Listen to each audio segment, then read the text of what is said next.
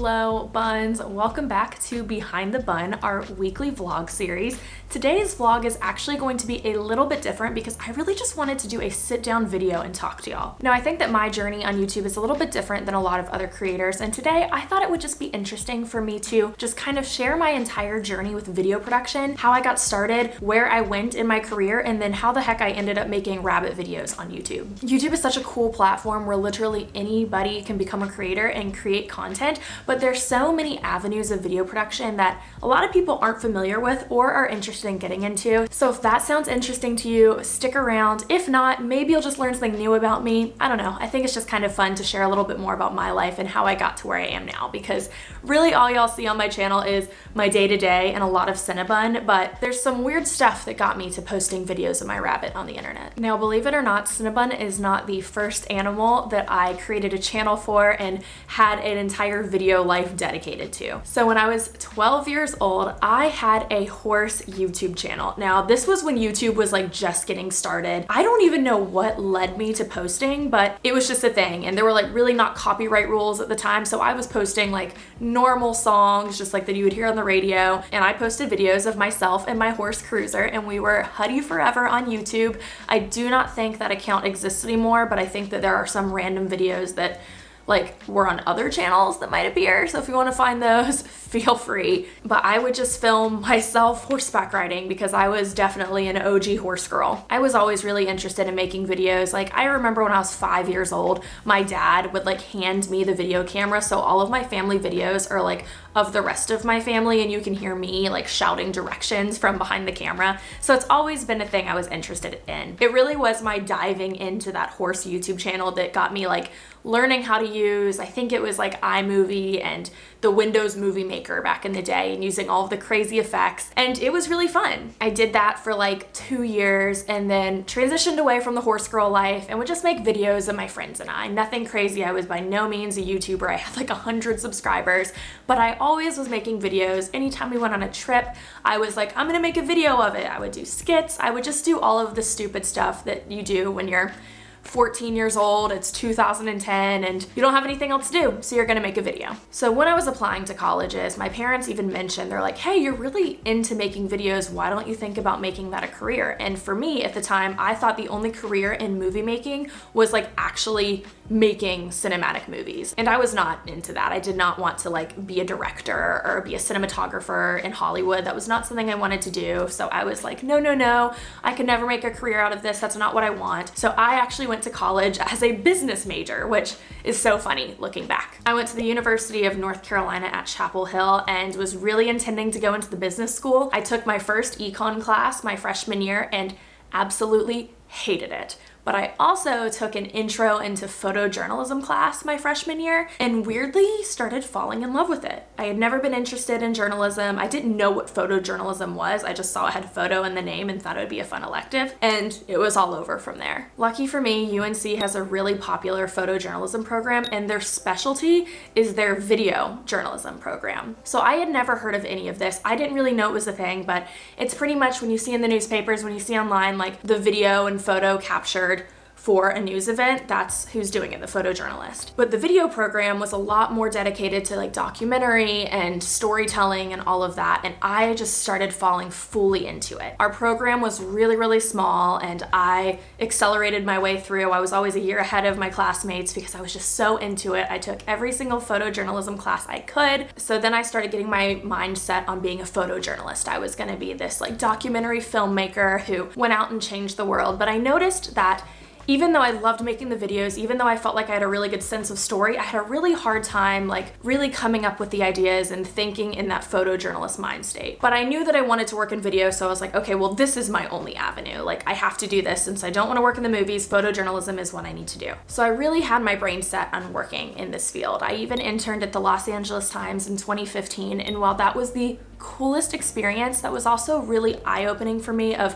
what being a photojournalist would really look like on the day-to-day if I were to go the more traditional newspaper route. I was working like 12 to 14 hour days. I would work on weekends. I would have to call my editor at 6 a.m. every day to find out what the story was, what time I needed to come in. It was a lot. And I was young and excited and willing to do whatever. And I also got to live in Los Angeles and explore this new city, but it was just very grueling work and not exactly the kind of video stuff I liked making, but I still did it and I still was like, this is what I'm doing. I'm sure that it'll work out. But by the end of that internship, I started getting a little burnt out on video making, and because I had accelerated through my photojournalism program, my senior year, I didn't have any photojournalism classes. Kind of goofed off, hung out with my friends, and applied to a couple jobs, and there were 2 jobs in particular that I was convinced I was going to get.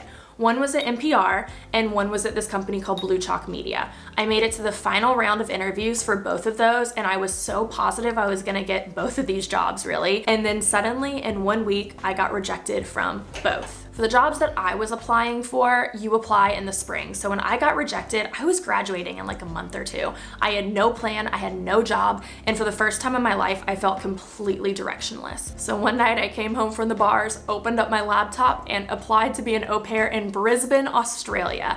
This is like the definition of a quarter life crisis. I had no direction, didn't know what I was gonna do, so I was like, I'm just gonna leave the country for an indefinite amount of time and figure it out. I bought a one-way ticket, and about a month after graduating from college, I moved by myself to Australia. Now, when I was out there, I started like rediscovering my love of my camera again. I just started taking my camera out on like photo adventures. I started freelancing and doing some video work for an interior design client that was out there, and just started falling back in love with my camera and back in love with video production. I didn't have a plan. I wasn't really applying to jobs. I still didn't have a ticket to come home. I was so directionless, but at least I was having fun and starting to like realize what I liked doing and what I didn't like to do. And I was quickly realizing that I like creating stories and I like creating content, but I don't necessarily love the news cycle and following all of that. Well, weirdly enough, in November of 2016, I got an email from NPR. Now, if you remember, I applied to NPR and got rejected. They emailed me and said that they remembered my application from a few cycles ago. This particular offer was to be an intern for a series on their channel called Jazz Night in America. It wasn't necessarily news, it was more doing documentary style video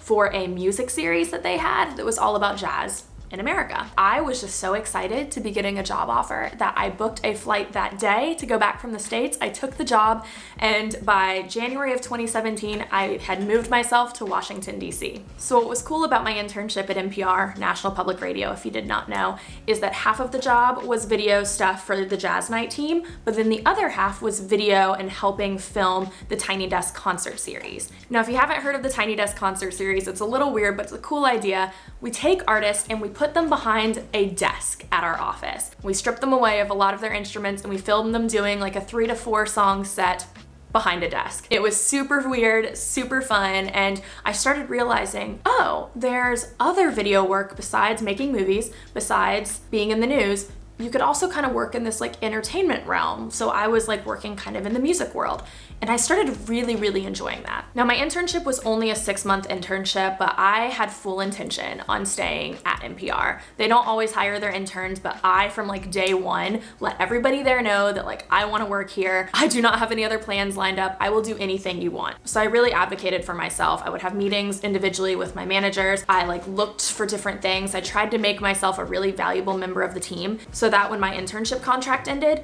they would have no choice but to hire me. Lucky for me, right at the time that my internship was ending, the current Tiny Desk producer decided to take a leave of absence, and I jumped on the opportunity. I had been filming Tiny Desks. I felt really comfortable in that space, and I was like, hey, let me fill in. I can be like the temporary producer until you find someone. So they let me kind of start to ease away from Jazz Night and really go into Tiny Desk full on. I stayed on as a temporary Tiny Desk producer for 6 months to a year, and then they ended up just hiring me full time, promoting me, and it really became my world, my video project. I would direct every shoot, I filmed every shoot, edited every shoot. We were filming anywhere from 3 to 5 concerts a week, and I was publishing 3 concerts a week. So it was an insane amount of content. And it really taught me how to be on my A game, and it also really taught me a lot about directing a space. I was 24 years old. I had no idea how to talk to these musicians. I had no idea how to direct a space.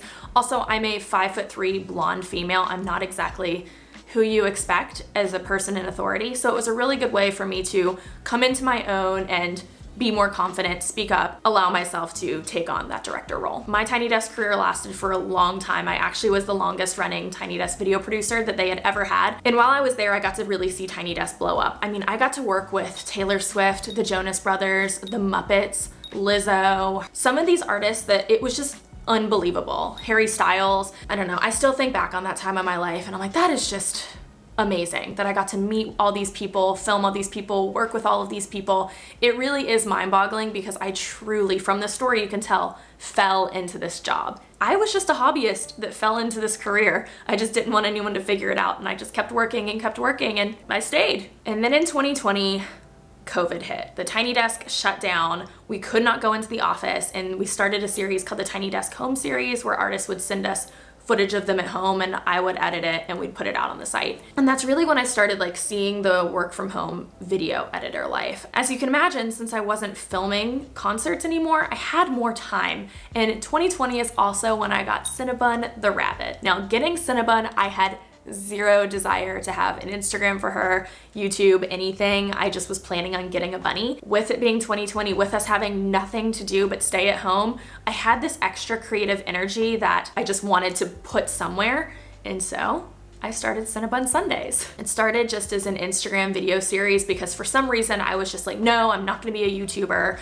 I missed my chance. I'm too old. I shouldn't do this. It's a scary world to jump into. I'm just gonna post videos on IG story. But we started growing and more people started watching them. And I remember we got like 10,000 followers on Instagram. And at that point I was like, maybe I should transfer this to YouTube just because that is where the video content is. In January 2021, I posted my very first YouTube video. Now remember, I'm still working for NPR at that time. I was still working my 9 to 5. I just had so much extra time because we couldn't go anywhere or do anything. So it really gave me an excuse to have my full-time video job, but also use my time wisely to create Cinnabun's world. Now, January 2021 also is when I started really thinking about moving away from DC. DC had never been a place that I felt super at home, super comfortable with. I had moved there for my job, but at this point I was starting to feel like I wanted to move back to Charlotte. Bryant and I had been together for a while now and we wanted to buy a house and the housing market was exploding. So we found this house and I pitched to NPR for me to work remotely as an editor, but because of how unknown the pandemic was and just everything going on with Tiny Desk, they weren't able to guarantee me a remote spot permanently, which I get. It was such a time of uncertainty. So I started looking elsewhere for video jobs. And that's when I found the job I have now, which is a remote editing job for Yelp. So March of 2021, I edited my final Tiny Desk at home video and it was a Justin Bieber one. So it felt right to me, you know?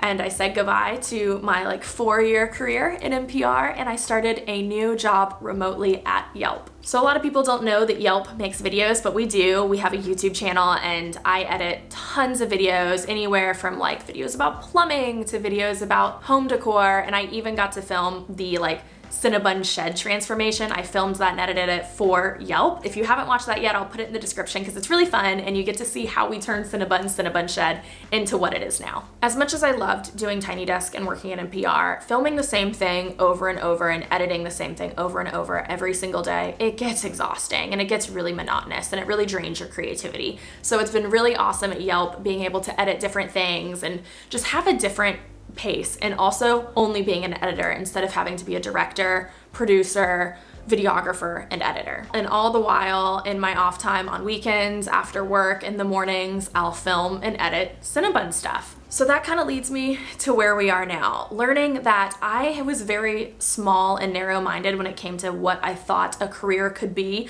I knew I loved video, but in my brain, I thought there were only certain paths you can go down. But hopefully you're seeing from the story that you can kind of make your passion into anything you want it to be. I mean, I went from filming horse videos to really coming all the way full circle to filming bunny videos, which is so funny to me that that is like how the last 15 years of my life has come together. But I mean, I was doing news stories out in Los Angeles, and then I was filming Taylor Swift in Washington, DC, and now I'm filming shed renovations and videos of my rabbit. So it's really crazy to think about how much my career has shifted and how much I've honed in on stuff that I really like to do. But I will say something I feel like I didn't fully give myself credit for back in the past, but looking back, I'm really proud of myself for, is I always was able to trace back what felt good to me. I mean, I went to UNC expecting to be a business major and very quickly realized it wasn't for me.